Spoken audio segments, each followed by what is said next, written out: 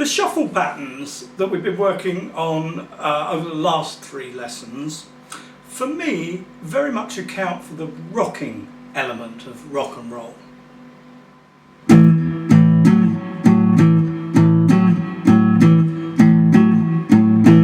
The sound quite literally rocks between the 5th note of the scale and the 6th note of the scale. But the effect of this rocking sound is greatly enhanced when it's played against a contrasting element. And that contrasting element, normally played on the bass guitar, is to my mind what produces the rolling effect in rock and roll. So while the rhythm guitar rocks, the bass guitar rolls.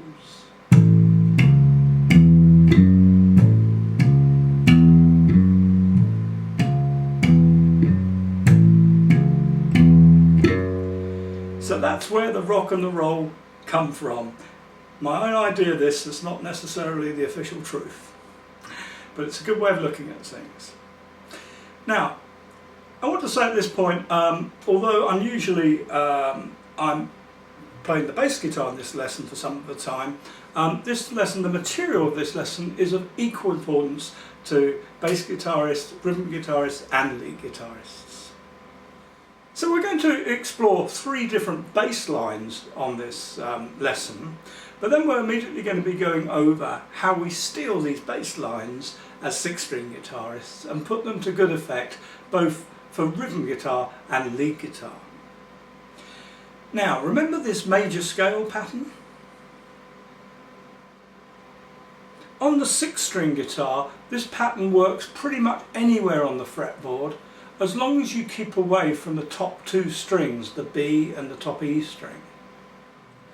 Now on the normal 4-string bass guitar, we tune the strings to E, A, D and G, the same notes as the bottom 4 strings on the 6-string guitar, which really helps when it comes to comparing patterns from the 6th string to the bass guitar. Now, when we take this major scale pattern, we can play it pretty much anywhere on the fretboard, either rooted on the E string, like this,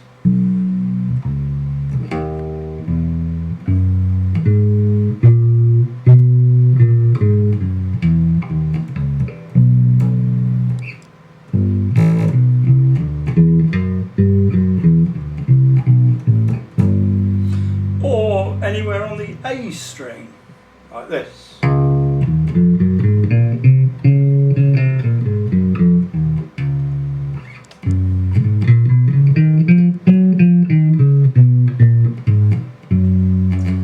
So as long as we start it on either of these 2 strings, it'll work anywhere on the fretboard. Nice and simple. So we're going to be using this basic major scale pattern as a point of reference to help us match up the bass lines we're going to be looking at with the chords that they go with.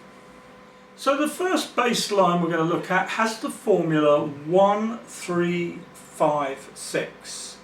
And this is by far and away the most commonly used bass line in rock and roll, as well as in blues.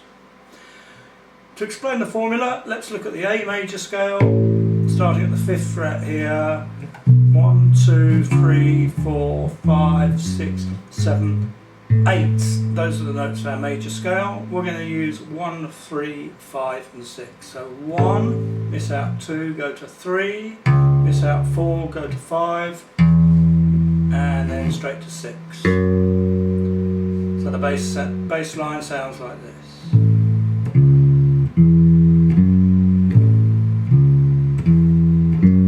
Or rock and roll speed, probably more like this.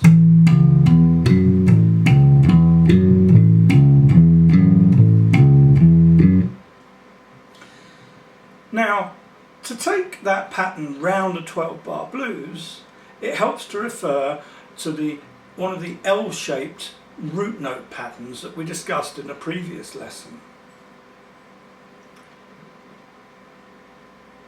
So for example, in the key of A, that means our root note is here for chord number 1, here, and the next string across at the same fret for chord 4, and here, same string up a couple of frets for chord 5.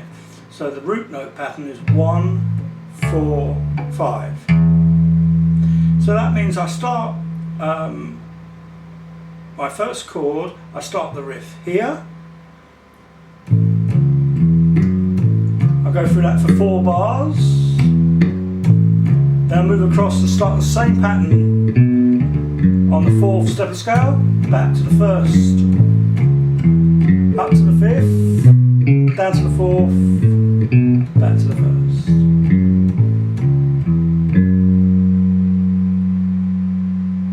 Or if you start on the A string, we use this L-shaped root note pattern. So for example, in the key of E, I might start on this note E here, on the 5th string, and then I will go down to this A here, the 4th step of the scale of E, and eventually up to the 5th note B here. So the L shape in this case is kind of turned on its head. So that would sound like this. E for 4 bars,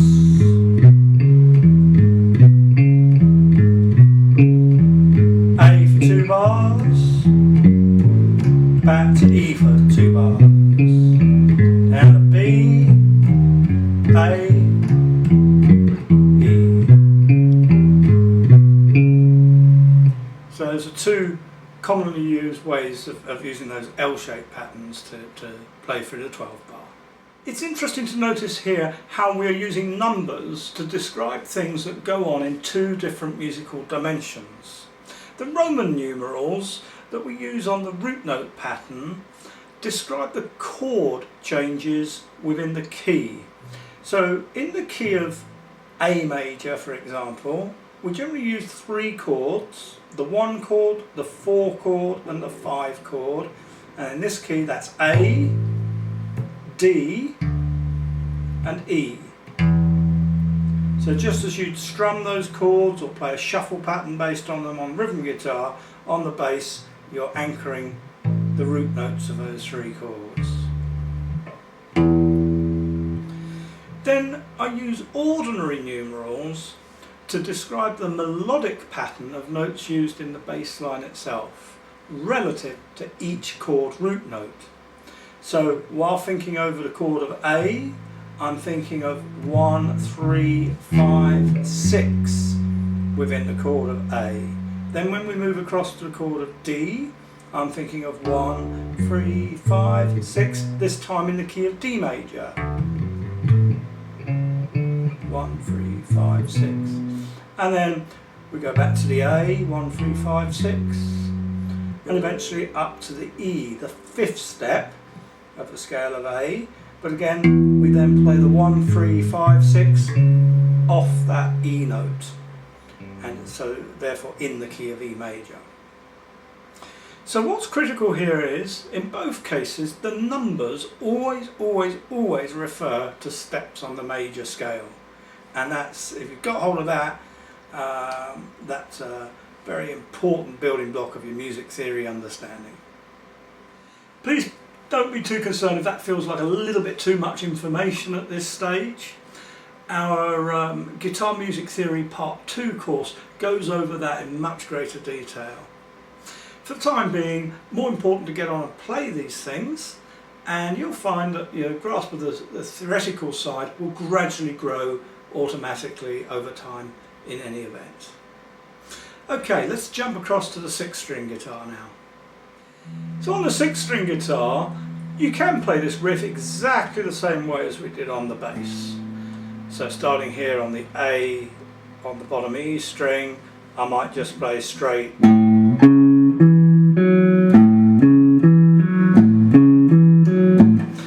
More often than not though, you might double pick that like this,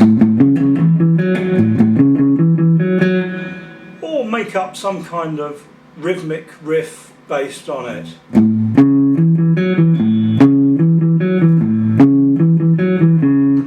These are all different applications for rhythm guitar, really.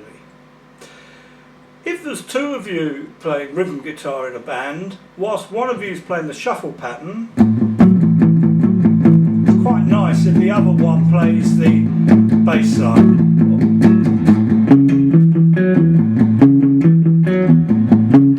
And those will all sound good together. So let's look at how we use this idea from a lead guitar point of view. You can just use the riff straight, very much like we just did in the rhythm demonstration. But more likely as not, you use it sort of thrown in for a bar or two in the middle of a scale-based or chord-based solo. Maybe a bit like this.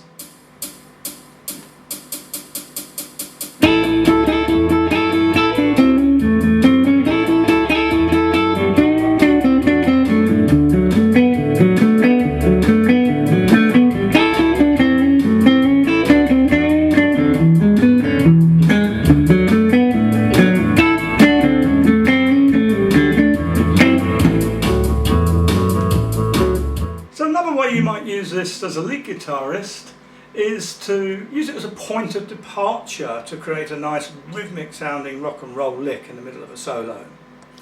In this case I'd probably use the top end rather than the bottom end of the cage system pattern, the E pattern. So for example, we've worked this 1, 3, 5, 6 out from this pattern, bottom end of the E shape. Now if we look at the top end of the E shape instead, we've got 1, 2, 3, 4, 5, 6, 7, 8. Out of that, if we take 1, 3, 5, 6, we get that pattern there. So it's the same as, but an octave higher. And I might use that as I say, as a point of departure and blend it in with a bit of blues scale, like this.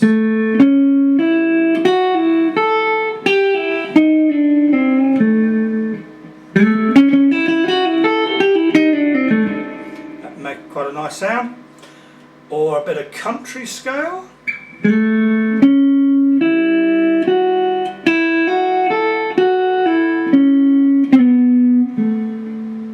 So that's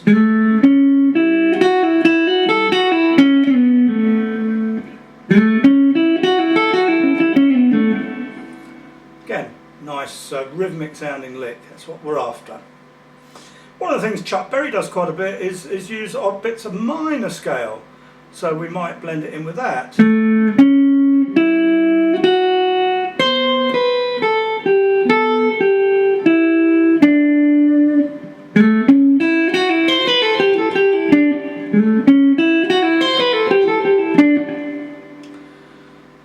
Think of how we'd use it over chord-based licks. If we were using it with a major chord, we get something like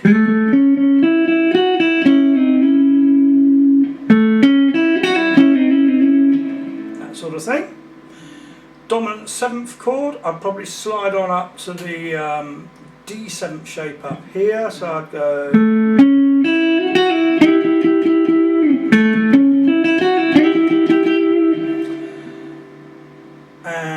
the blues player's favourite idea, the minor being changed to major by taking the flat third to the major third. Maybe we do something like this.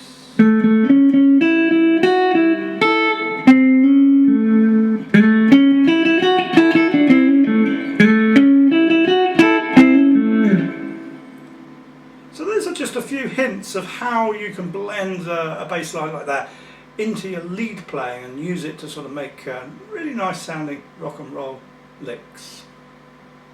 By all means, try a few of those ideas out for yourself, but if you find that a bit hard, probably the best bet is to home in on the actual bass line itself and just really get familiar with playing that clean in as many different keys as possible using the different patterns that we've been over. In the next few lessons we're going to look at rock and roll soloing technique in much greater depth, so there'll be plenty of time for you to develop your overall rock and roll soloing ability following those lessons. Okay, let's get on with the next bass line. This one sounds like this.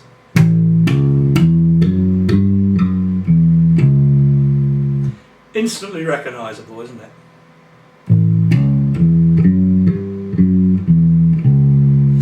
Now this is actually a 2-bar long pattern. 1, 2, 3, 4, 1, 2, 3, 4. And it has the rather complicated sounding formula of 1, 3, 5, 6, flat 7, 6, 5, 3. The theoretical experts among you will probably spot that it's a combined major 6th arpeggio, 1, 3, 5, 6, and dominant 7th arpeggio, 1, 3, 5, flat 7. To better understand this, it helps to take another look at our basic movable major scale pattern. But then expand the diagram to show all the notes in between the major scale notes, what we refer to as non-diatonic notes. They nearly always use flat signs in front of the numbers, like this. Take a minute or two to make sure you understand this diagram, as it is a useful tool for future reference. To summarise, the red notes are the key or chord root notes. These, together with the notes shown in black, are the diatonic notes, meaning those that belong to the major scale. And the notes shown in grey are the in-between notes, or non-diatonic notes. So let's use this diagram to find our new baseline notes, 1, 3, 5, 6, from the major scale, and then the flat 7 non-diatonic shown in grey. On the fretboard, that looks like this. So here's our major scale pattern, 1, 2, 3, 4, 5, 6, 7, 8, out of which we're going to use notes 1, 3, 5 and 6, and then we're going to go to the non-diatonic note of flat 7 there. So there's the 7th note of the scale, but we want the in-between note, the flat 7th note there. So that's why we call that 1, 3, 5, 6, flat 7.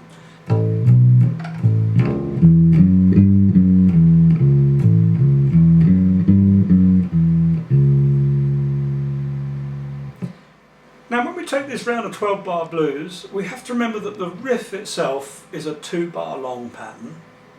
So the first 8 bars are pretty straightforward. We just go 1, 2, 3, 4, 2, 3, 4, 3, 2, 3, 4, 4, 2, 3, 4, then up to the 4th note. 2, 2, 3, and back to the root again, the key notes. But then for the last 4 bars we have to adapt by sort of playing half the pattern on the 5th note, and then the same again on the 4th note, and then we can play the whole pattern again back on the key notes. So altogether that's 2, 3, 4.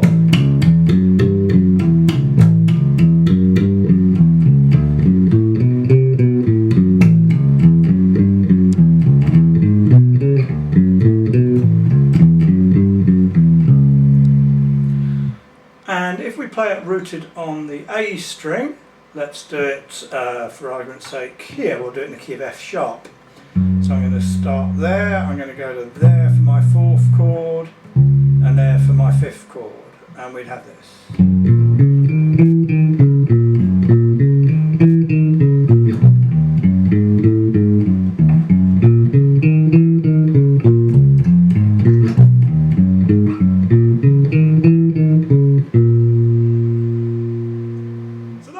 On the bass guitar. Here's a look at some ways we might use this as a rhythm guitarist.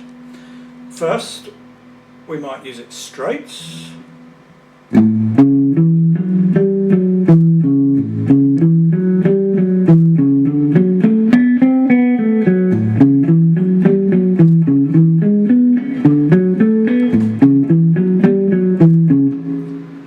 Or we might double pick it.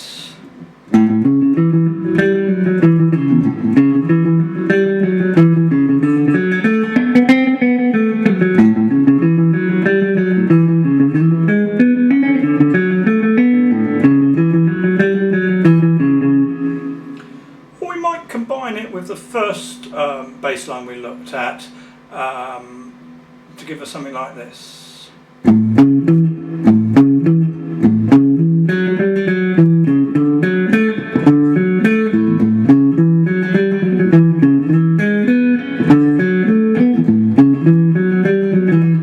Sounds a bit like Bill Haley's Rock Around the Clock, doesn't it? One other idea is we might use it to join together shuffle pattern riffs. Works quite nice as a link from one part of the song to the next, perhaps something like this.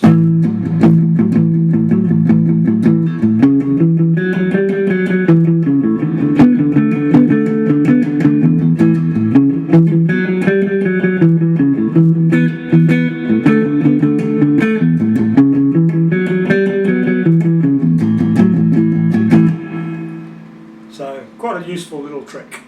Now, as far as soloing ideas go, again we can just throw this idea in with chord and scale-based lead lines. Big difference with this one though is it tends to work better at the end of a lick rather than at the beginning of it. See if I can show you what I mean.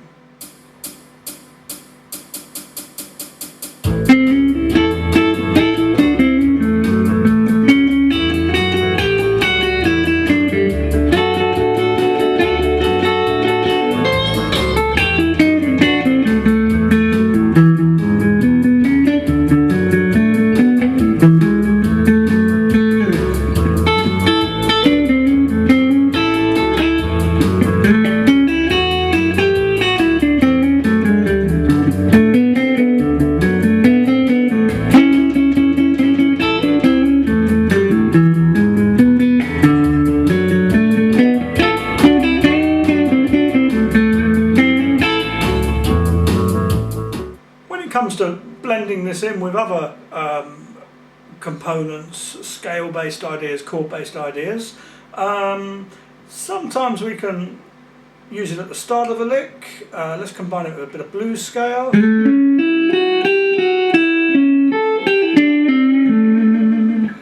And sometimes we can kind of use it at the end of an idea.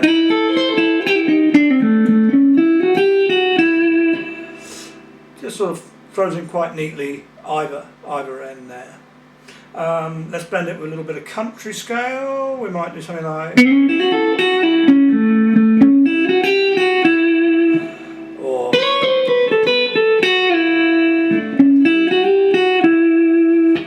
we can reverse that one.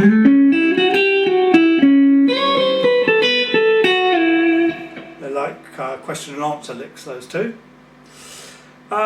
Bit of minor scale, let's try.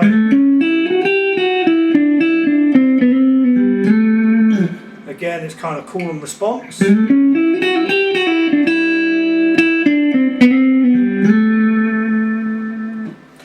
Mixing it with the major scale, well, let's beg your pardon, a major chord based idea. We've got a nice little triad there, 1, 3, 5, and we can just use the little finger to make the riff.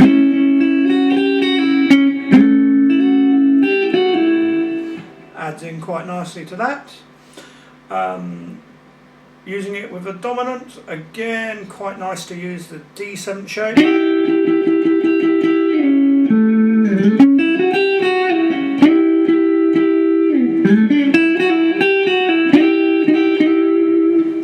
Blends together quite nicely with that chord. And then finally the sort of minor to major idea. Fits in very nicely with that.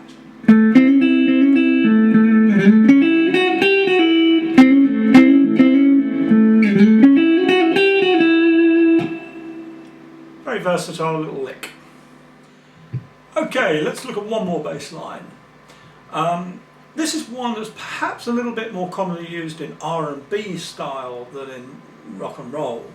But it does demonstrate a very useful principle, and that's the idea of working inside the actual octave pattern as a sort of frame. Let's just show it to you. It goes like this.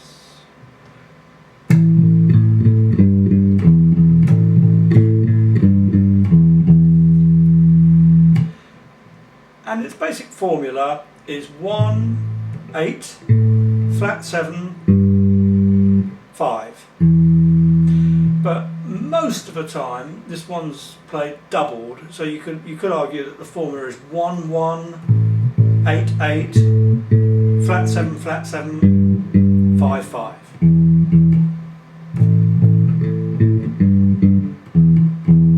Here it is taken round the 12th bar in the key of A. 2 3 4.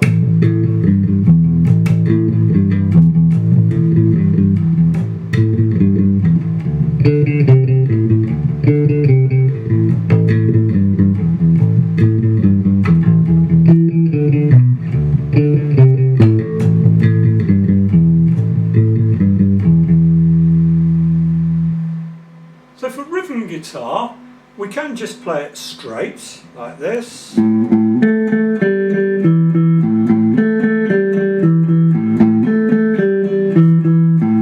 very often, it's played with using palm muting on the right hand. So that's where we use the heel of the hand here just to mute out the strings just past the bridge here, so they're not completely dead, but just slightly dull sounding, and you get this rather nice sound.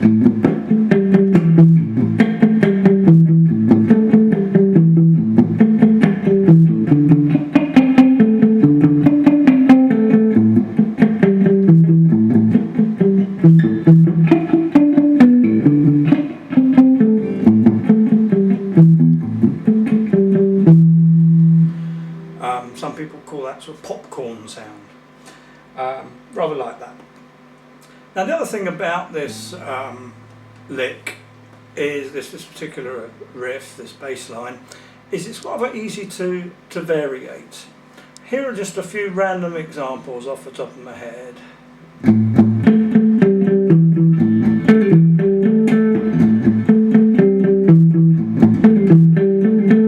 So there I'm using a pull-off.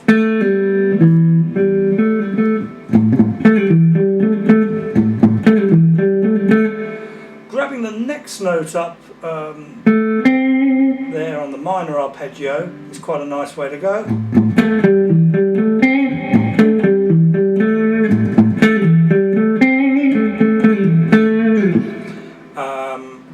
Loads of different things we can do it really. Chromatic link there.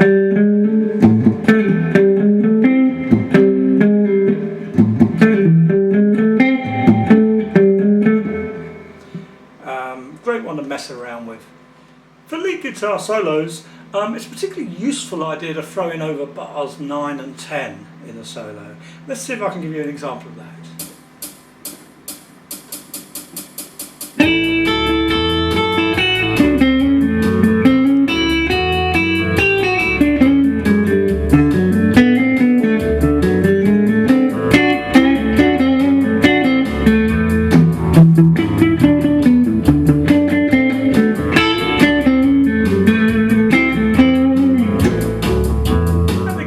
It's a great riff to use as a point of departure and blend it in with other scale and chord based elements to create your own licks.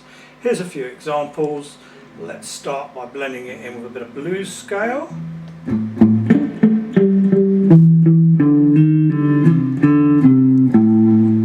So here's the riff. Then I'm thinking first position blues scale in A.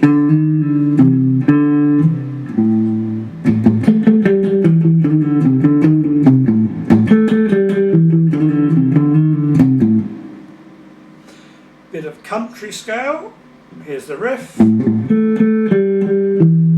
then we go as if we're going for the riff again, but this time going into a country scale run.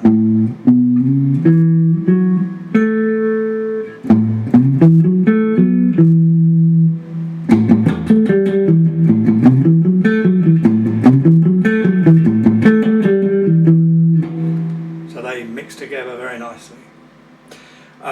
Maybe a bit of minor scale, again working down the bottom end of the minor scale this time. We could do something like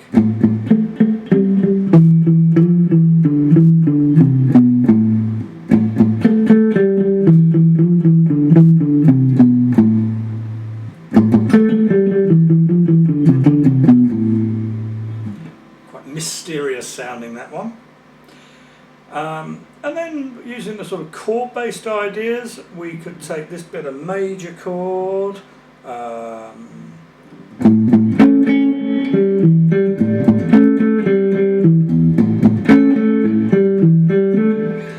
I'm just sort of blending it into the lick itself, so instead of playing the note, I'm playing the chord.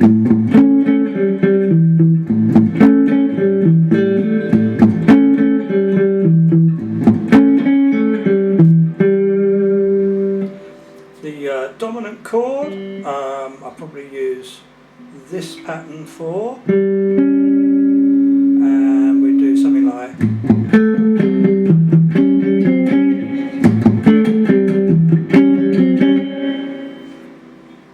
sort of call and response thing. And then the minor to major, again any number of ideas, but